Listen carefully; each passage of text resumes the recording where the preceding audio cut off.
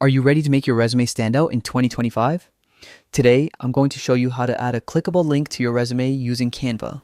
This is a game changer if you want to showcase your portfolio, social media profiles, or any online presence directly from your resume. First, open your resume in Canva and locate the text you want to turn into a link. This could be a single word, a phrase, or even a whole sentence. Just make sure it clearly tells the viewer where the link will take them. For example, if you're linking to your portfolio, you might highlight "See my work here" or simply "portfolio."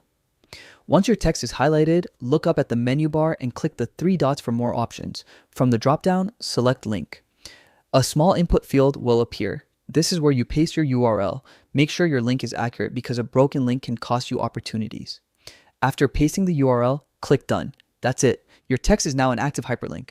Anyone who views your resume can click and instantly access your portfolio or online profile.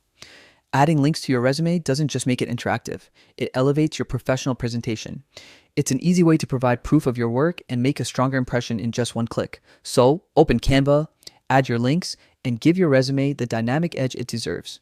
Thanks for watching, and best of luck landing your dream job.